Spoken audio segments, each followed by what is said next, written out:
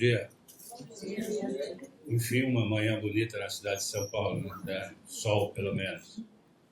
Espero que o ato aqui também seja bonito. Mas, primeiro, queria parabenizá-los, os alunos que estão chegando, dizer que o CELAC diz boas-vindas, que os recebe com muito carinho e até os felicita pelas opções de vocês. Opções que passam aí por duas vertentes. Primeiro, a opção por cursos do CELAC e a opção pelo campo da cultura, que aqui não tratamos desassociado de uma questão de posicionamento, uma questão de postura diante da realidade, das realidades do país, né? Uso da realidade da América Latina, já que somos um centro de estudos de comunicação e cultura, Centro Latino-Americano de Comunicação e Cultura. E o CELAC tem uma trajetória nesse sentido, cujo lema, desde a fundação, bom dia, professora, é conhecer para transformar. Isso já é um posicionamento. Então, nosso conhecer, a nossa busca, a nossa pesquisa pelo conhecimento passa por essa perspectiva da transformação. Isso é uma postura política muito clara, e, ao mesmo tempo, uma postura cultural muito clara, e, ao mesmo tempo, uma postura pedagógica muito clara, né? É nesse sentido que a gente os convida para a aula inaugural de hoje, né? Deveria estar aqui apresentando o professor Denis, que dirige o CELAC. O professor Denis, por questão de saúde, não pôde estar aqui. Eu, Silas Nogueira, que também sou professor aqui do CELAC, fui incumbido dessa tarefa do que nós estamos chamando de aula inaugural, mas que deve, sim, se transformar num bate-papo interessante, né? Para essa abertura, nós temos a honra e a alegria de trazer para a aula inaugural o professor Paulo César Miguel de Oliveira. Depois eu leio parte do currículo dele, né? Mas, assim, já adiantando, né? Fez parte da equipe de Gilberto Gil, no Ministério da Cultura. Isso tem um significado muito, assim, muito importante para a própria leitura do CELAC, uma vez que nessa gestão foram centradas, essa gestão que eu digo do Ministério, foram centradas as mais consequentes formas de pensar a cultura nesse país, e que, a duras penas, prevalecem. Espero que prevalecem por muito tempo, né? O professor Paulo César Miguel de Oliveira é vice-reitor da Federal da Bahia para o quadriênio 2014-2018. Graduado em Ciências Econômicas pela Universidade Federal da Bahia. Mestre em Administração também pela Federal da Bahia. E doutor em Comunicação e Cultura Contemporânea também pela Federal da Bahia.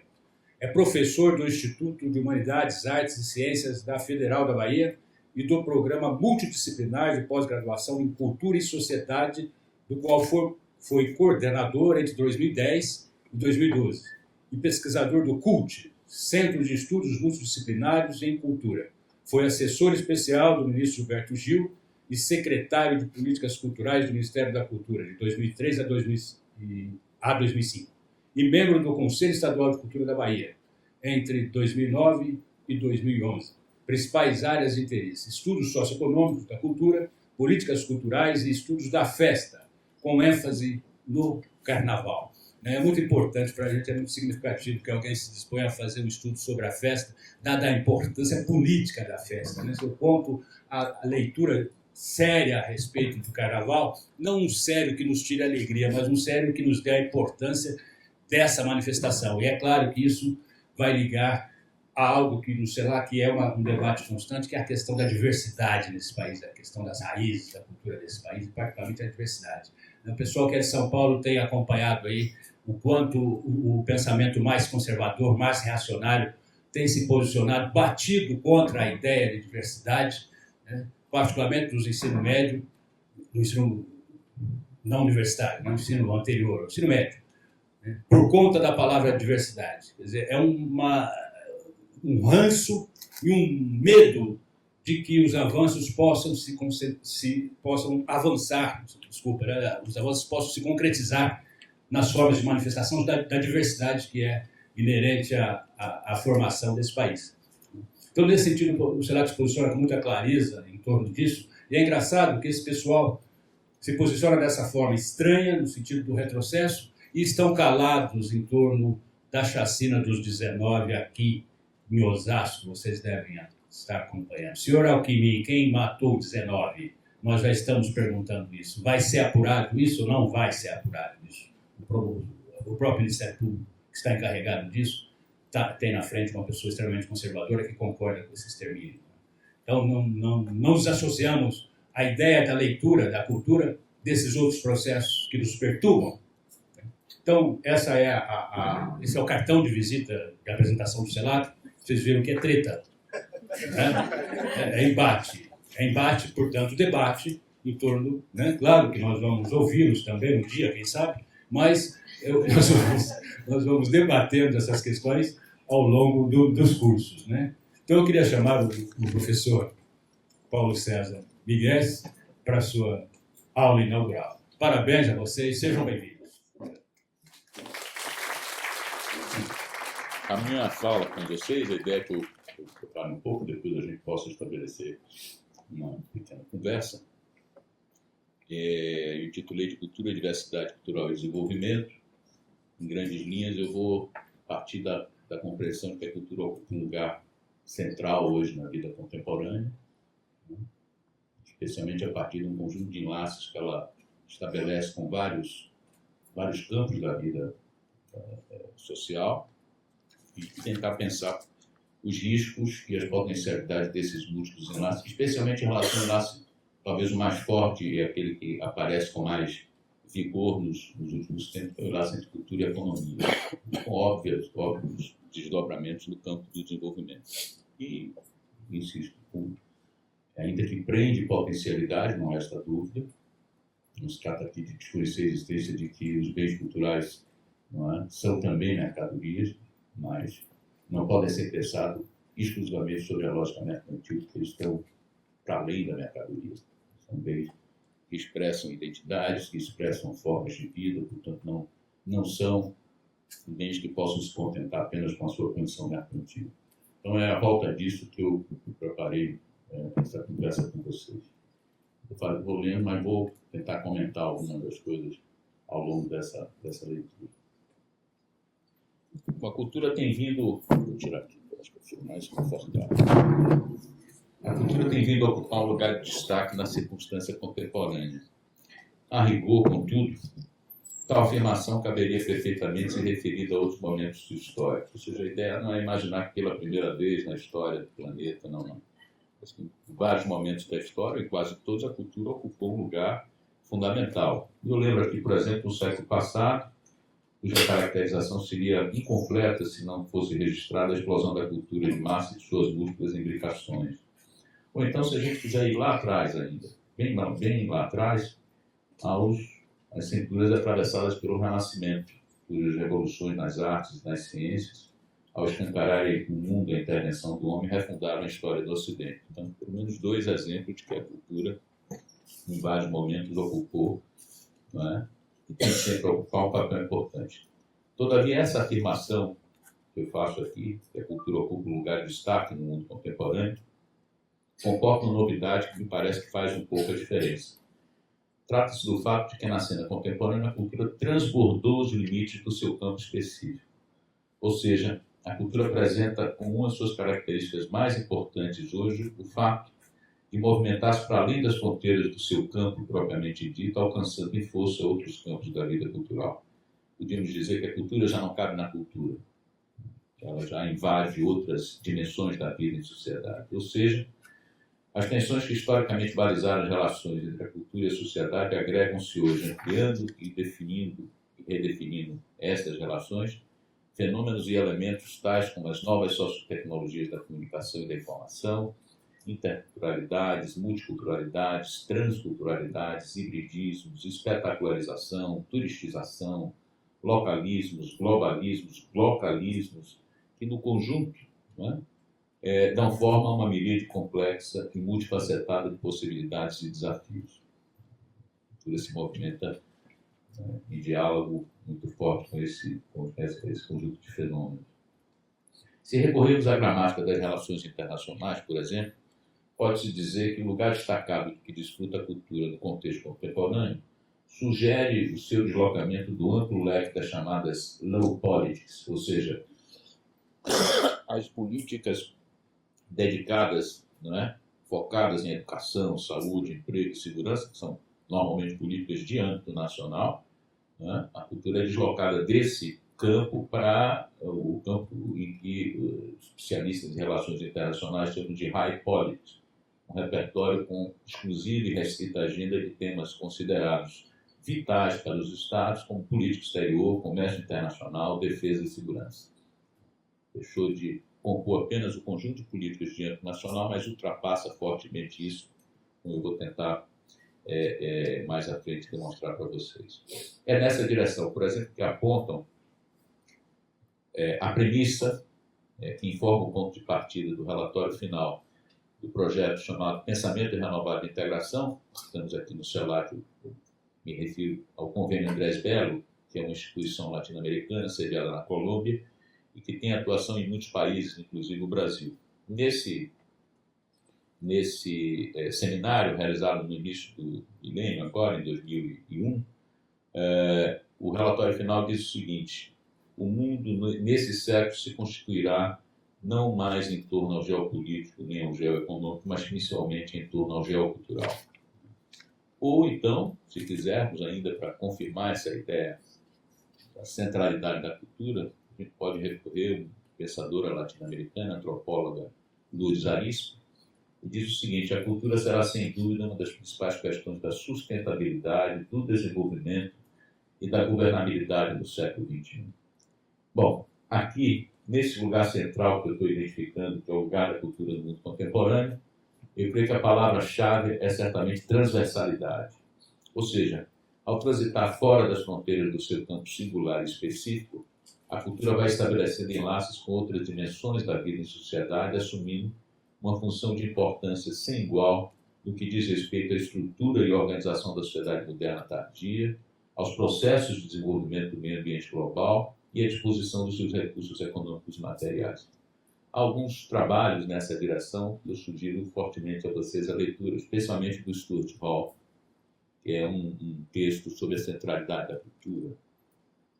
A cultura impõe-se, portanto, como uma espécie de fator transversal, em planos e graus diferenciados, atravessando a política, a economia, os domínios da administração e da gestão, mas também na religião, no campo jurídico, no campo das tecnologias e das agências que definem as agendas desenvolvimentistas, entre outros setores.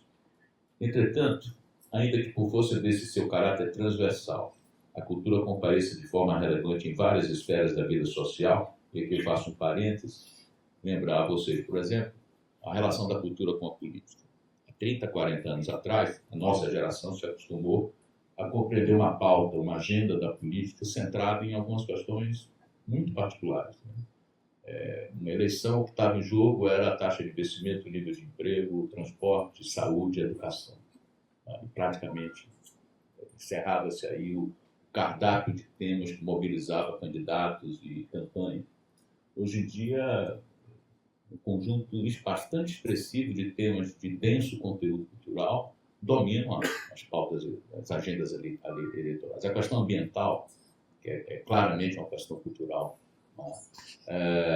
Questões, por exemplo, basta que a gente pegue a primeira eleição da presidenta Dilma, a questão do aborto, uma questão central em determinado momento da campanha, que fez, inclusive, com que ela recuasse de posições que, em princípio, sempre foram posições dela, ou seja, um tema que vem do campo da cultura, porque a questão do aborto é uma questão que se inscreve, obviamente, numa dimensão cultural, aparece naquele momento quase como definidora de uma eleição. Né? A questão das drogas, a questão de gênero, a questão das diferenças hoje se apresentam como questões absolutamente importantes nas campanhas eleitorais, ainda que a gente perceba claramente que os candidatos falam de coisas que não entendem. Né? Mas o fato é que, se não falarem dessas coisas, eles estarão por fora e certamente se arriscam, não é, a uma não eleição, exatamente, porque não estão tocando em temas que são caros à sociedade. Isso a gente pode chamar de um processo de culturalização da política. Cada vez mais ela se apresenta dessa forma. Toda a discussão do Congresso Nacional hoje, por exemplo, né, forte à volta de temas, eu me referi no início da nossa conversa, dessa onda conservadora, exatamente porque são temas do campo da cultura que mobilizam ali bancadas inteiras nas discussões e nas votações. Pois bem, eu dizia que ainda que por força desse seu caráter transversal, a cultura se relacione com campos distintos, esferas distintas da vida social, é certamente nos enlaces com o campo da economia, de forma mais acentuada, a cultura tem vindo a demandar a atenção do mundo científico acadêmico, de instituições governamentais, de agências multilaterais, de bancos de desenvolvimento e de organizações não governamentais. Desgraçadamente, continuamos ainda a sociedade dominada por um viés marcadamente economicista. A economia é quem faz esse balizamento ainda, e essa relação com a economia, obviamente, é que coloca a cultura, né, nesse lugar mais visível hoje. Ainda que não devesse ser a mais importante, mas efetivamente é aquela que garante mais visibilidade. É óbvio que a relação entre cultura e economia não é recente. Já em finais do século XIX, com o desenvolvimento das técnicas de reprodução da imagem do som, fotografia, cinema, gramofone, etc., teve início um processo de mercantilização da cultura que pôs em movimento uma economia das artes. Agora, na segunda metade desse novo século, os bens e serviços simbólicos culturais dão corpo a uma economia da cultura, que, constituída e consolidada ao longo do século passado, exibe um gigantesco mercado que é dominado por grandes conglomerados de produção e distribuição de conteúdos culturais, funciona em escala global e contabiliza cifras astronômicas. Eu vou voltar a essa dimensão de mercado com alguns números para vocês imaginarem, se darem conta de exatamente o que é que significa essa dimensão econômica entre economia e cultura. Com efeito, os números e resultados apresentados pelo mercado da cultura impressionam a tal ponto que alguns autores, inclusive, começam a referir-se a ele como setor quaternário da economia. Em termos do PIB global, por exemplo, as estimativas do Banco Mundial apontam para uma participação do mercado da cultura à volta de aproximadamente 7% e para uma taxa média de crescimento em torno de 10% já nos próximos anos. Por vista do comércio internacional, a Unesco, utilizando dados da UNCTAD, estima um mercado para os produtos do mundo da cultura da ordem de 1 trilhão e 300 bilhões de dólares. Esses números a gente vai fixá-los mais à frente quando comparar isso com o PIB de alguns países, ainda que o indicador PIB mereça todo tipo de crítica, mas é um indicador que, nesse caso aí, é interessante que a gente faça a comparação. Eu vou chegar a esses números ainda agora. Os números, entretanto, não perdem a grandiosidade quando o foco desloca-se da economia global para as economias nacionais. Vamos pegar o caso dos Estados Unidos, país que controla a maior parte dos negócios do mercado cultural em todo o mundo.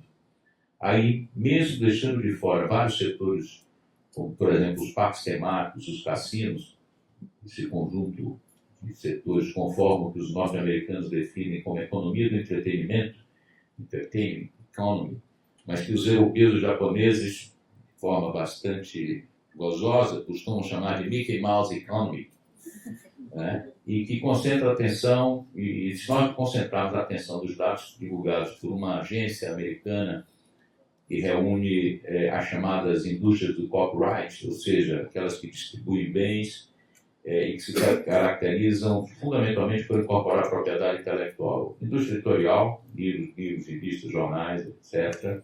A indústria do audiovisual, a indústria fonográfica, a indústria do software, as suas várias aplicações. Os números que esse pedaço da economia da cultura dos Estados Unidos apresenta é alguma coisa de absolutamente alucinante e mostra por que o conjunto de agências hoje se dedica a essa discussão sobre cultura e, num certo sentido, explica a razão que faz com que a cultura tenha ocupado esse lugar central. Gostaríamos que fosse por outras razões, mas essa é uma razão forte que justifica essa centralidade da cultura. No relatório de 2014, está disponível na internet. A agência chama-se International Intellectual Property Alliance, IIPA. Se vocês botarem IIPA, vocês vão chegar no site, podem baixar os relatórios, são bianuais, se não me engano, são interessantes para termos números para trabalhar. Eles, no relatório de 2014, referindo a dados de 2013, a gente vai encontrar o seguinte: eles lá dividem essa produção em dois blocos. aquilo que eles chamam de core, ou seja, aquilo que é efetivamente conteúdo cultural, e aquilo que eles chamam de total copywriting industries, ou seja, que além do conteúdo propriamente dito, você tem uma parafernália de equipamentos indispensáveis para que esses conteúdos possam ser produzidos, divulgados, fluídos, etc. Ou seja, a televisão, tocador de CD, enfim, todo o equipamento eletroeletrônico que você precisa para que o conteúdo cultural chegue até você ou que você produza ele. Mas vamos lá. Voltando aos números da IPA, de 2000, referidos a 2013. Então, como eu dizia, eles separam em dois tipos de cálculo. Né? Aquilo que é conteúdo, que eles chamam de core, e aquilo que eles chamam de total, que engloba os equipamentos. Vejam bem, o core representa 6,7% do PIB norte-americano. O core representa 1 trilhão e 100 bilhões de dólares, valor equivalente a 47% do PIB brasileiro, que em 2013 foi de 2,3 trilhões de dólares.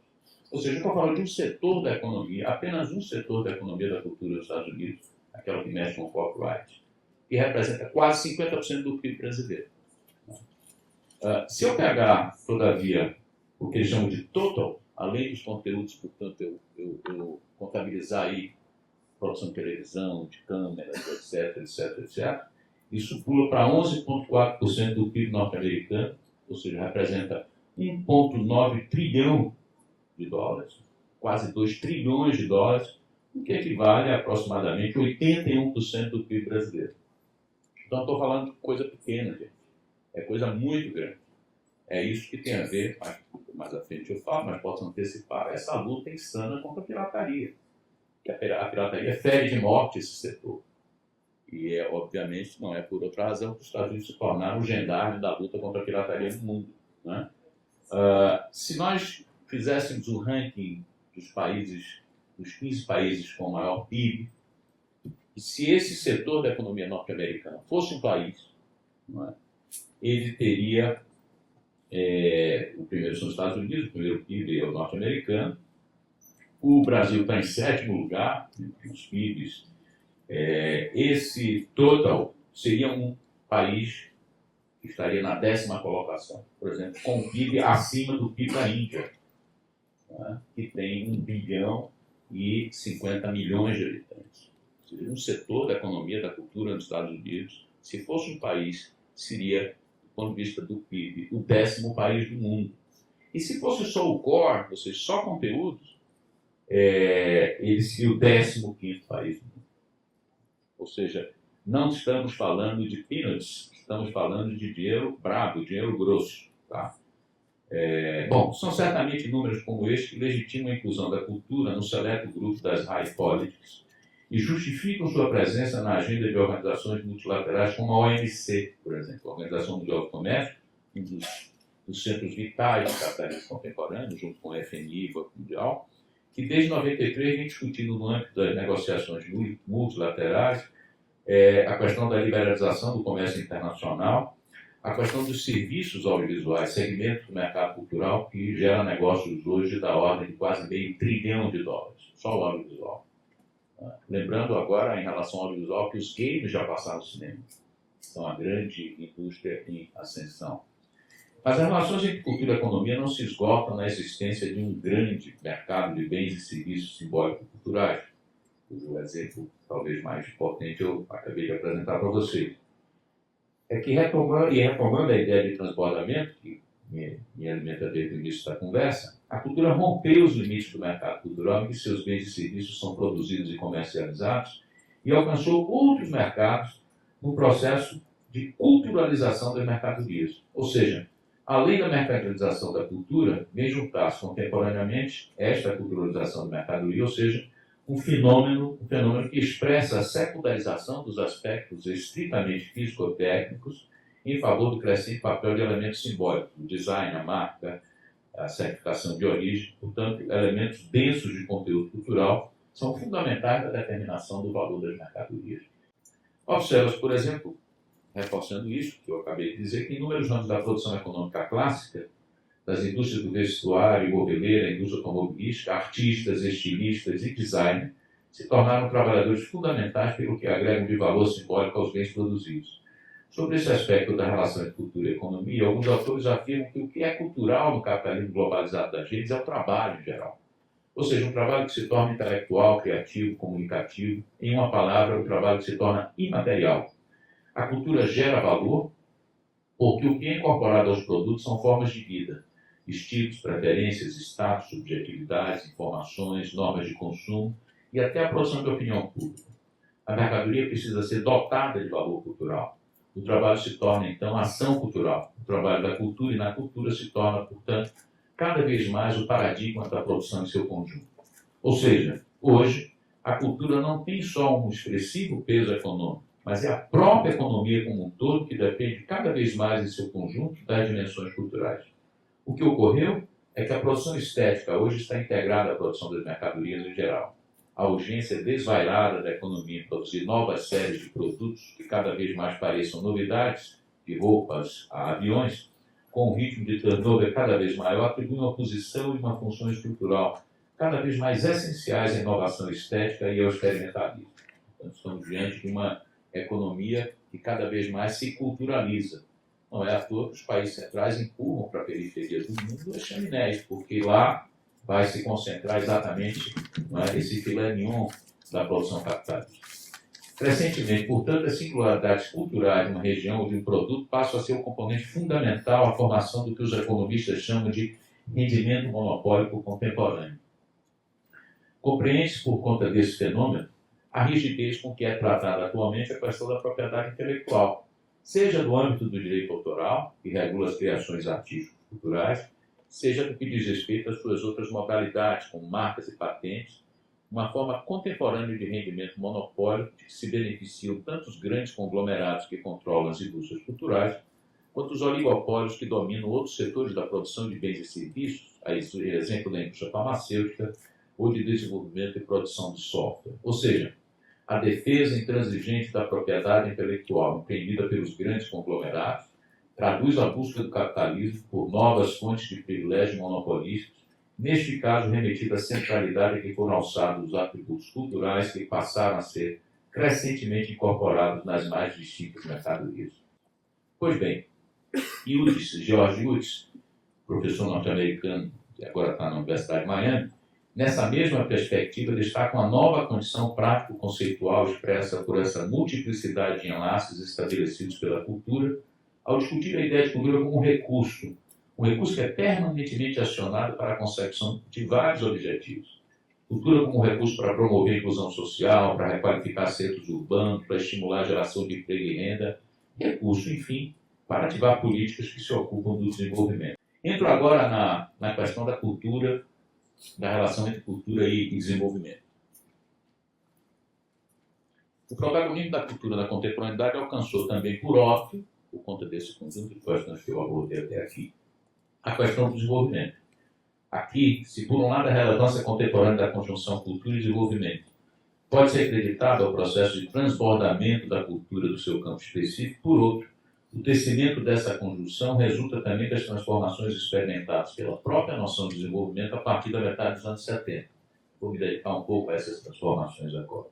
Com efeito, a constatação de que o modelo de desenvolvimento vigente desde o pós-guerra, assentado exclusivamente no viés economicista, e esse viés economicista hoje conversávamos, eu e o professor Silas, com o leve toque chinês, não é? O que é detestável, porque vem junto trabalho escravo, agressão ao meio ambiente, precarização das relações de trabalho, etc., etc. Deterioraram, portanto, a compreensão de que esse modelo de desenvolvimento deterioraram em grau extremo as condições ambientais do planeta e, por consequência, a compreensão de que o imperativo da sustentabilidade exigia um meio ambiente saudável.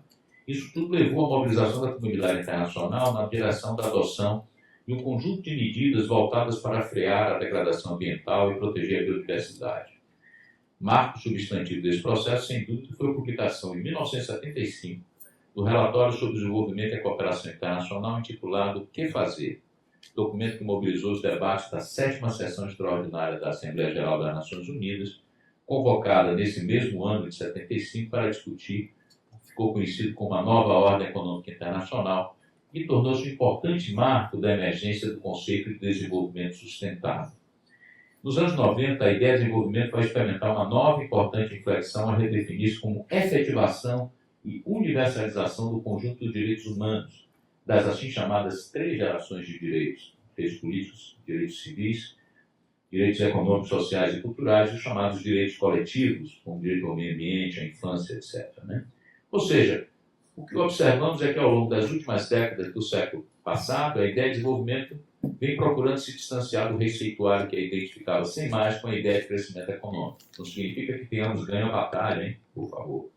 Enriquecendo-se e ganhando complexidade, o conceito de desenvolvimento tem buscado sua reinvenção, uma perspectiva pluridimensional que se quer também histórica, processual e transdisciplinar, e submetida simultaneamente ao duplo imperativo ético da solidariedade sincrônica em atenção a esta geração presente e diacrônica, por conta do compromisso com as gerações futuras. Ou seja, aqui eu estou negando a frase do Keynes que dizia que a longo prazo estaremos todos mortos. Pois bem, batalha-se aí por um desenvolvimento que seja social e culturalmente includente, ambiental e culturalmente sustentável e economicamente sustentável. A aprovação da Convenção sobre a Proteção e Promoção da Diversidade das Expressões Culturais em 2005, eu vou voltar a ela um pouco mais à frente, veio reforçar substantivamente o protagonismo contemporâneo da esfera cultural, gerando impactos bastante positivos para a conjunção cultura e desenvolvimento. Registre-se que esse importante instrumento normativo internacional é resultado de um longo processo de acumulação construído por mais de 2 décadas de embate da cultura, paralelamente às transformações experimentadas no campo das teorias do desenvolvimento, que eu me referi há pouco, com 2 inflexões dos anos 70 e dos anos 90.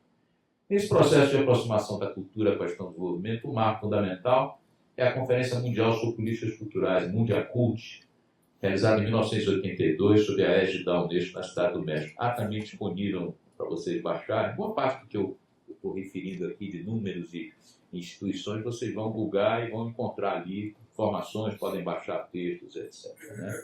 A Declaração Final da Mundiacult, por exemplo, eu recomendo fortemente, né, que vocês leiam e, enfim, conheçam.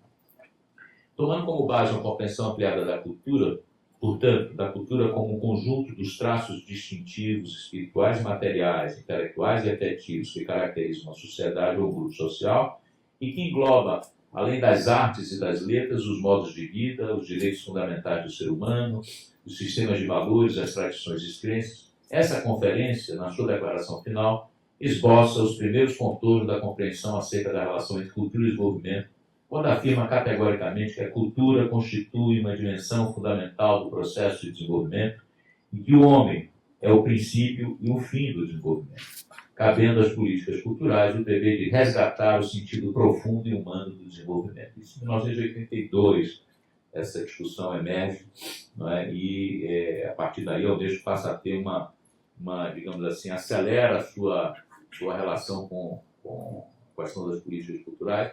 Era até então uma instituição que quase que exclusivamente cuidava da questão do patrimônio e do patrimônio de pedra e cal, não do patrimônio intangível, que só muito depois é que a Unesco vai se debruçar sobre isso. É interessante observar que ao tratado que chamou de Dimensão Cultural do Desenvolvimento, o documento da Unesco expressou uma sintonia fina com os debates que então ocupavam o terreno das teorias e políticas dedicadas à questão do desenvolvimento. Ou seja, recusando o viés economicista ao chamar a atenção para o fato que o objetivo do desenvolvimento não é a produção, o lucro ou o consumo de per si, mas sim sua plena realização individual e coletiva e a preservação da natureza, o documento apontou para a necessidade de uma redefinição da noção de desenvolvimento como um processo equilibrado, alertando que mudanças dessa envergadura só seriam possíveis na medida em que os fatores culturais passassem a integrar as estratégias de desenvolvimento e tais estratégias tivessem em conta a dimensão histórica, social e cultural de cada sociedade. Desafios que ainda estão por serem vencidos. Desafios que a gente, quando no período Gil esteve no Ministério da Cultura, chegou a colocar na pauta e teve, digamos assim, talvez o melhor momento de escuta de um governo, pelo fato de ter o ministro da Cultura com o capital simbólico de Gil. Em janeiro de 88, na esteira das formulações aprovadas pela Mundiacult de 82, a ONU vai lançar a Década Mundial do Desenvolvimento Cultural, 88-97. De acordo com Javier Pérez de Cuellar, que então era o secretário-geral das Nações Unidas, um peruano, o móvel dessa importante iniciativa se deveu à compreensão que os esforços em favor do desenvolvimento haviam muitas vezes fracassado, porque a importância do fator humano, a teia complexa de crenças, valores e motivações existentes no centro de toda a cultura fora subestimada em muitos projetos de desenvolvimento. O Sr. Wolfson, foi presidente do Banco Mundial, disse um pouco mais atrás, alguns anos atrás, que eles tinham certeza que o falhanço dos projetos do banco, em muitos lugares, se devia ao fato de eles terem desconsiderado a dimensão cultural. É claro, a compreensão de cultura que tem o Banco Mundial não é a que nos anima aqui, mas vejam bem, é o Banco Mundial falando que o projeto fracassou porque a questão da cultura não foi levada na devida conta. Essa é algo que sinaliza fortemente essa presença, não é? Porque a cultura era algo absolutamente irrelevante para instituições como o Banco Mundial, por exemplo. O ex-presidente que abre a boca para dizer isso. Bom, simultaneamente ao lançamento da década, foi criada a Comissão Mundial de Cultura e Desenvolvimento, coordenada diretamente pelo Pedro de Belhar, e que contou, dentre outros renomados intelectuais, com o Claude Lévi-Strauss e Celso Furtado, nosso grande cientista social, professor Celso Furtado. O trabalho dessa comissão resultou em um relatório intitulado Nossa Diversidade Criadora, publicado em 96, está lançado em livro, e vocês podem baixar também, está disponível, se vocês vulgarem vão encontrar aí em português, não é? E que, na mesma linha das reflexões iniciadas lá atrás, na Mundial Cult de 82, vai fazer o seguinte. Primeiro, reafirmar a ideia que o desenvolvimento divorciado do seu contexto humano e cultural não é mais do que um crescimento sem alma.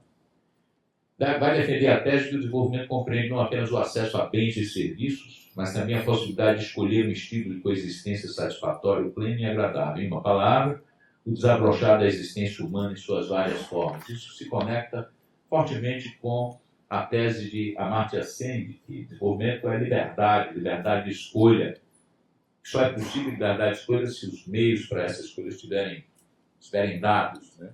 Uma compreensão de outra natureza em relação ao desenvolvimento. E esse documento da ONU vai também formular uma agenda internacional com o propósito de mobilizar a comunidade internacional para o enfrentamento dos desafios envolvendo a conjunção cultura e desenvolvimento. Encerrada a década mundial do desenvolvimento cultural e na sequência da publicação desse relatório, a Unesco realizou em 98 em Estocolmo, também disponível na internet esse material, a Conferência Intergovernamental sobre Políticas Culturais para o Desenvolvimento, cujo plano de ação, focado em 5 pontos, reforçou o papel das políticas culturais nas estratégias de desenvolvimento e afirmou a necessidade de proteção e promoção da diversidade das culturas. Mas o processo que desemboca na Convenção sobre a Proteção e Promoção da Diversidade das Expressões Culturais em 2005, pela Unesco, ainda que largamente tributário, tanto dos câmbios experimentados pela noção de desenvolvimento, a que eu me referi até agora, quanto da acumulação política, institucional e conceitual envolvendo a conjunção cultura e desenvolvimento, como essas duas grandes conferências da Unesco, não pode ser integralmente compreendido sem que sejam referidas as negociações multilaterais sobre comércio internacional da rodada global do GATT.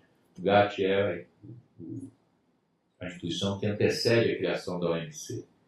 O GATT não é exatamente uma instituição, mas é exatamente ali aquilo que... A OMC era para ter sido criada no pós-Segunda Guerra Mundial, mas foi sendo adiada só em 93 é que ela vai ser criada, né?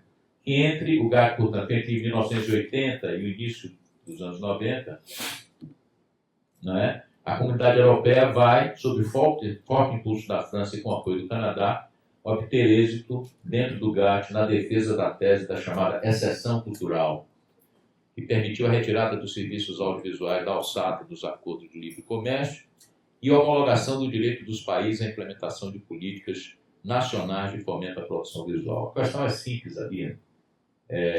Os Estados Unidos à frente, especialmente os Estados Unidos, defendendo a ideia de que os produtos da cultura, no caso especificamente audiovisual, lembram? Eu dei um dado lá atrás que o mercado audiovisual hoje deve movimentar um comércio com recursos da ordem de $500 bilhão por ano, né? Então entendam lá por que a discussão estava sendo travada. Não, aqui não pode ter nenhum tipo de subsídio isso aqui. O produto audiovisual é igual ao trigo, não é igual à cana-de-açúcar, a qualquer outra commodity, e tem que ser tratada como tal. Se prevalecesse essa posição norte-americana, por exemplo, uma lei como a Lei Rouanet não poderia existir no Brasil, porque significaria subsídios para a produção, ali no audiovisual especificamente, subsídios para a produção de audiovisual. Portanto, o produto estaria obtendo vantagens no seu momento de produção e colocava ele, não é, numa posição melhor colocada do que a produção de cinema em outros países. Então, o Brasil seria punido por isso, pela lei de incentivo. Essa era a grande discussão. E a França debatia isso falando de exceção cultural. Né?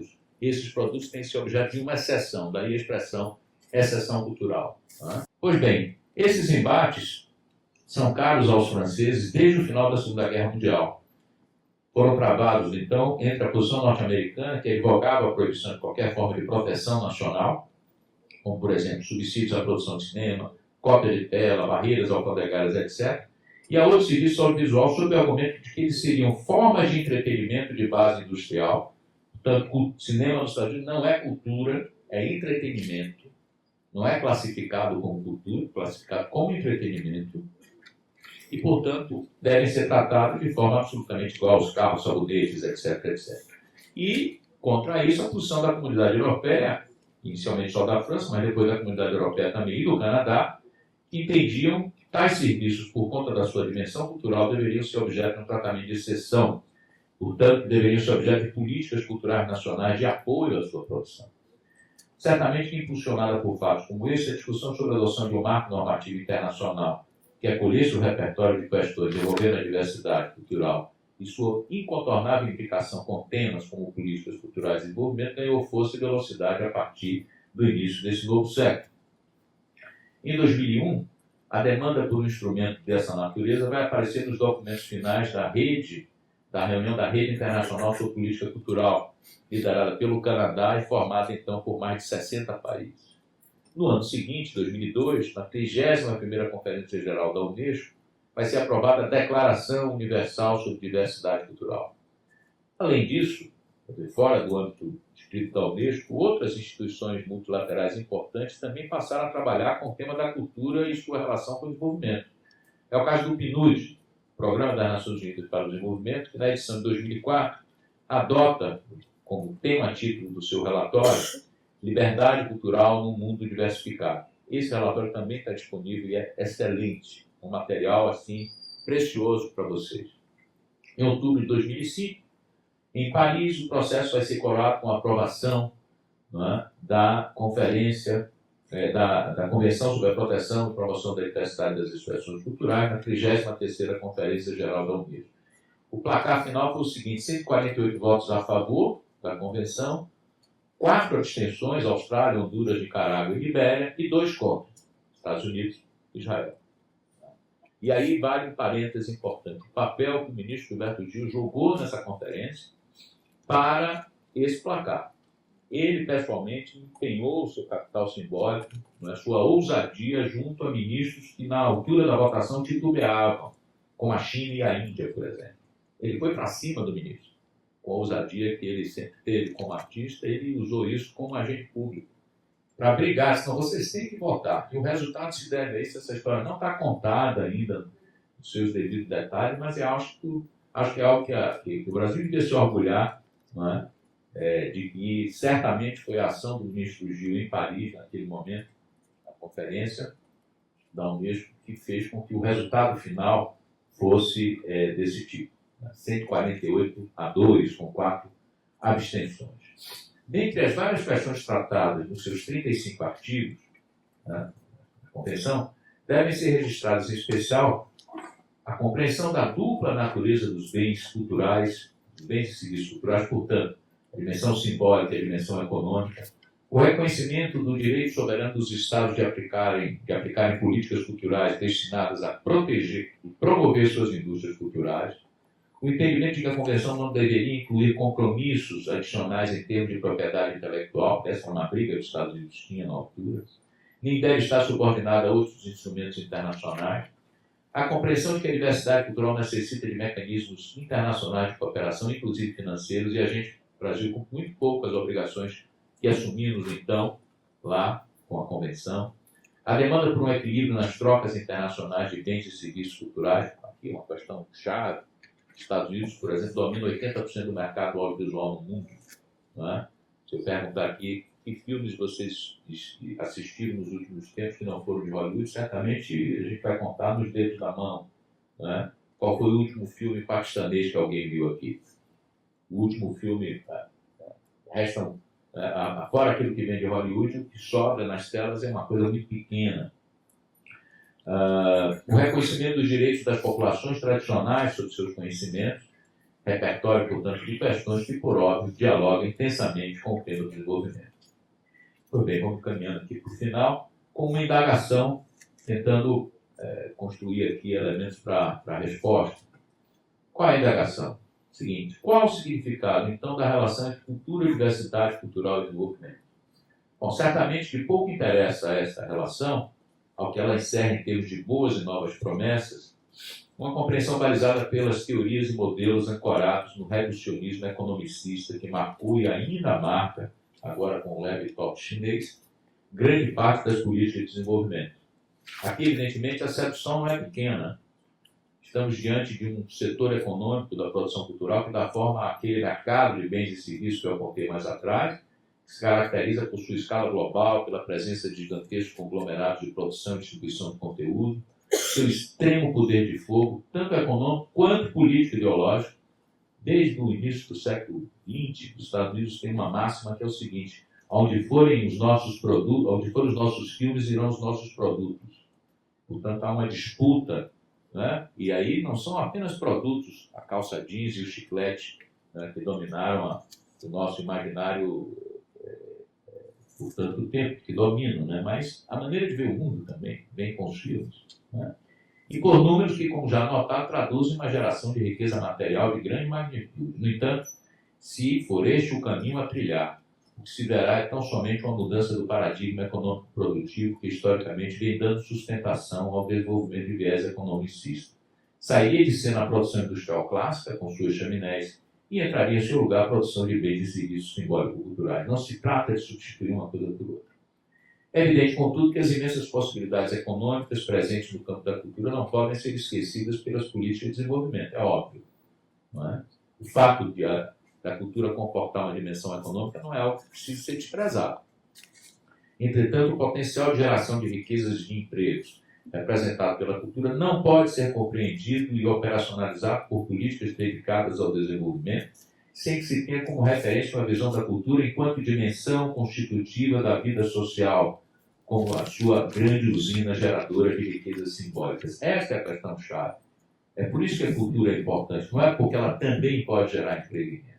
Ou seja, não se pode, então, somente buscar o desenvolvimento tendo como eixo principal o crescimento econômico, nesse caso, assentado no estímulo às atividades produtivas ligadas à cultura. Muito menos deve ser a cultura tomada como um simples catalisador do desenvolvimento, como sugeriu o tal ex-presidente do Banco Mundial, o James Wolfson. Aqui vale lembrar a advertência feita pelo relatório da Comissão Mundial de Cultura e Desenvolvimento. Diz o relatório: a cultura não pode, em última instância, ser reduzida à posição subsidiária de mera produtora ou freio do desenvolvimento econômico. O papel da cultura não se esgota no de servir finalidades, constitui de forma mais ampla o fundamento social das próprias finalidades. O desenvolvimento e a economia são, pois, aspectos da cultura de um povo. Desenvolvimento é um conceito cultural, desenvolvimento para nós é uma coisa, para os índios é outra. Causa espanto a eles a noção de desenvolvimento que diz que é preciso abrir a terra para buscar ouro lá embaixo, porque para eles a riqueza está em cima, nas árvores, nos pássaros, nas águas. Eles não entendem como é que é possível ser. Para ser rico tem que acabar com a... Então a noção de desenvolvimento é uma noção cultural, é histórica, é datada, ela pode ser mudada. Não é? Depende de nós, não é? Para que ela seja mudada. Não é algo escrito, não é algo de origem divina. Não é? E essa é uma questão que a gente tem que ter em conta. Todavia, não deve haver dúvidas quanto à magnitude dos desafios. Tudo isso parece fácil para compreender, mas, né, no dia a dia, no embate real, a situação é complicada. Dizia, não deve haver dúvida quanto à magnitude dos desafios que decorrem da implicação entre cultura, diversidade cultural e desenvolvimento. Em primeiro lugar, por tratar-se de um diálogo absolutamente desafiador entre o domínio do simbólico, que é constitutivo da condição humana, e esfera em que trafega a cultura, e o domínio da racionalidade, ao qual pertence a ideia de desenvolvimento, portanto, uma noção que é datada historicamente e que não é constitutiva da sociedade. As pessoas não têm, às vezes, conhecimento, mas a ideia de desenvolvimento, tal qual a gente trabalha hoje, ela é fundamentalmente do pós-Segunda Guerra Mundial, que é quando se começa a pensar nessa história de teoria de desenvolvimento, política de desenvolvimento. Se vocês forem lá atrás, no mundo clássico, por exemplo, desenvolvimento era algo circunscrito a um ciclo onde tem nascimento, crescimento e morte. A ideia de desenvolvimento de países, de nações, é uma ideia muito recente. É uma ideia contemporânea do pós-Segunda Guerra Mundial. Não é? Isso é. A gente está achando que sempre foi assim. Não, só há muito pouco tempo é assim. Em segundo lugar, que não são poucas as dificuldades que essa relação cultura e desenvolvimento encerra. Por um lado, você tem os purismos ideológicos, né? E as posturas românticas que costumam frequentar o campo da cultura. Tem pessoas que trabalham nesse campo. Se você falar em mercado, se falar em vender alguma coisa, as pessoas ficam nervosas. Não é? É muito comum na Bahia, é engraçado. Você pega, a pessoa toca um violão lá, você pergunta, você faz isso? Não, eu tenho uma arte mais autoral.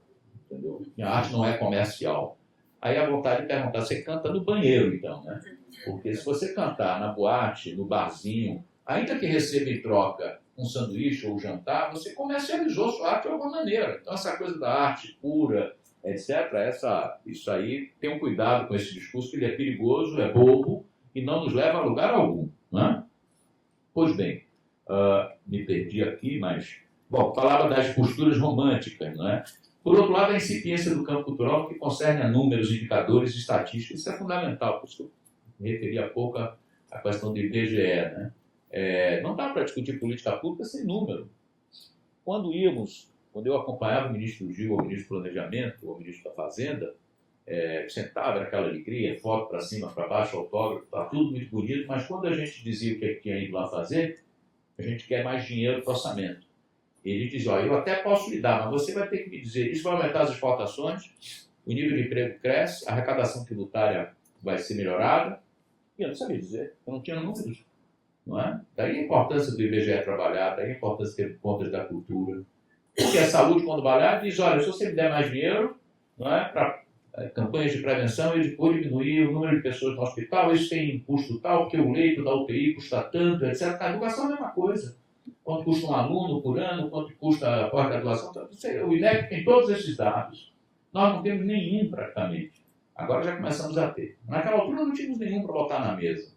Então a conversa era muito agradável, se conseguia lá um troco, porque era Gilberto e Gil, mas efetivamente nada que abalasse o nosso orçamento do ponto de vista positivo.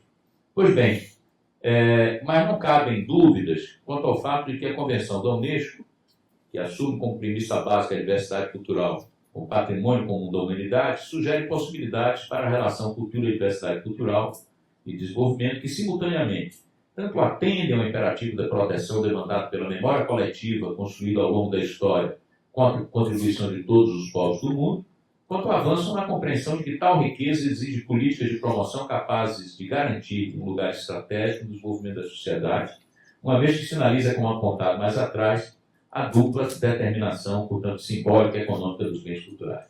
O professor Zé Márcio Barro, querido amigo, colega de trabalho, atento a essas possibilidades da Convenção, ele é uma das pessoas do Brasil que mais cuidadosamente tem trabalhado com a questão da diversidade cultural, e lembrando que a relação entre cultura e diversidade e desenvolvimento não pode ser encarada como uma questão imediata, linear e natural, propõe, inspirado nas formulações de Edgar Morin sobre pensamento complexo, uma articulação que parte do reconhecimento do aspecto processual e dinâmico das ideias e das práticas contidas em cada um dos termos, cultura e desenvolvimento. É bom lembrar que a diversidade cultural não é um fato natural, ele é cultural. Então, tem sua contrapartida, evidentemente, no que a gente chama de biodiversidade. Se quisermos brincar, temos a biodiversidade e a semiodiversidade. Uma é de ordem natural, a outra é de ordem cultural. Então, não podemos tomá-las como um dado, não é, diferente daquilo que você pode fazer quando o assunto é a questão ambiental. Para esse estudioso, o professor Zé Márcio Barros, o ponto de partida da articulação entre cultura, diversidade e desenvolvimento deve ser o reconhecimento de que a cultura expressa três dimensões básicas e complementares e que são necessariamente indissociáveis. a dimensão humanizadora e educativa, a dimensão coletiva e política e a dimensão produtiva e econômica. Em segundo lugar, e conforme superar o romantismo ingênuo que desperta a ideia de diversidade cultural e o inócuo celebracionismo com que ainda é recebida a aprovação da Convenção da Unesco, a gente fica celebrando, não faz nada, né? Barros sugere que se reconheça a diversidade cultural não como um mosaico harmônico, mas sim como um conjunto de opostos, divergentes e contraditórios. Exatamente por conta de ser diversidade cultural, como eu disse aqui há pouco, cultural e não natural. Portanto, se ela é cultural, ela é resultado de jogos e trocas que sujeitos individuais e coletivos realizam com base nas suas diferenças e também nas suas desigualdades e tensões. Portanto, não estamos diante de um terreno em que se constata a diversidade e apenas se celebra essa diversidade. Operar políticas em relação à diversidade significa partir para o embate, partir para o pau. Não é? E é isso que a gente hoje vê, questões que dizem respeito à diversidade sendo tratadas do jeito que estão sendo tratadas no Congresso. Você tem que disputar. A perspectiva é que a diversidade cultural deixe de ser tão somente uma constatação antropológica a exigir o inventário de formas e manifestações culturais e se constitua, já agora, por conta das possibilidades abertas pela Convenção da Unesco, como uma resposta e um projeto efetivo. Não é? A seguir, Zé Márcio Barros debruça sobre o terceiro dos termos da conjunção, o desenvolvimento, que chama de humano, procurando identificar que aí cabe a cultura e sua diversidade de expressões. Partindo da compreensão de que o desenvolvimento humano sustentável é indispensável à articulação equilibrada dos 4 tipos de capital presentes numa sociedade, num país ou numa comunidade: capital natural, formado pelos recursos naturais disponíveis; o capital construído, gerado pela intervenção humana; o capital humano, determinado pelas condições de vida da população, termos de alimentação, saúde, educação, etc. E o capital social, formado pelos valores e atitudes compartilhados que dão sustentação às relações de confiança e de cooperação entre os atores sociais. Portanto, considerando esses 4 capitais, Márcio Barros conclui acertadamente que a cultura se revela como protagonista do processo de desenvolvimento, pois que sua presença é fundamental ao acionamento das 4 modalidades de capital, particularmente no que concerne ao capital social, ao qual a cultura, com sua rica diversidade de repertório, oferece-se como território privilegiado dos jogos identitários, na modelagem dos comportamentos e da construção dos valores de uma sociedade. Daí que a cultura deva ser assumida não mais como uma ferramenta, né, capaz de impulsionar o desenvolvimento, aquela história de cultura gera emprego e renda, cultura integra e tal, mas sim como uma própria argamassa dos pactos celebrados entre os vários atores sociais, que servem de lastro legitimador das políticas de desenvolvimento, portanto, como um elemento-chave que deve marcar presença em todos os centros de decisão governamental, cortando de maneira transversal o conjunto das políticas públicas que se ocupam do desenvolvimento. Juntando os termos cultura, diversidade cultural e desenvolvimento, na perspectiva aqui apresentada, obtém-se uma equação que se organiza com a possibilidade de um devir marcado por um crescimento autossustentável, que articula passado, presente e futuro de maneira diacrônica e transformadora, que tem a capacidade de harmonizar a dimensão simbólica e a lógica de mercado, com um sentido mais afeito às trocas e à cooperação e colaboração, e menos aos objetivos de acumulação da riqueza, que realiza a interação entre patrimônio natural e patrimônio cultural, e aponte para um ideal de pluralismo cultural, portanto, para uma sociedade que, assegurando o direito à diferença, impeça que esta se traduza em desigualdades. Uma relação entre cultura, diversidade cultural e desenvolvimento que pretenda avançar na direção de um modelo sustentável de desenvolvimento torna imperativa a necessidade da criação de condições propícias ao aumento da diversidade das manifestações culturais e a promoção da inclusão simultaneamente cultural, social e econômica de novos e múltiplos agentes criadores.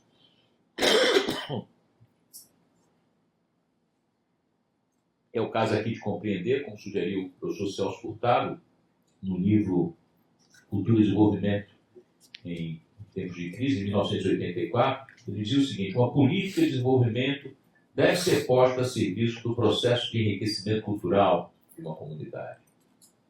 É o caso, assim, da necessidade de recusar-se firmemente à adoção de uma visão meramente instrumental da relação entre cultura e desenvolvimento, cuja tendência é reforçar e proteger os interesses dos agentes culturais já estabelecidos, os grandes conglomerados das indústrias culturais, em favor do acionamento das oportunidades que se abrem quanto à expansão do espaço de criação e circulação de manifestações culturais com evidentes ganhos econômicos, mas também com ganhos propriamente culturais, com a produção e a circulação ampliada de repertórios simbólicos, capazes de oferecer alternativas às produções simbólicas dominantes, incluindo-se aí diferentes modelos de desenvolvimento. Obrigado.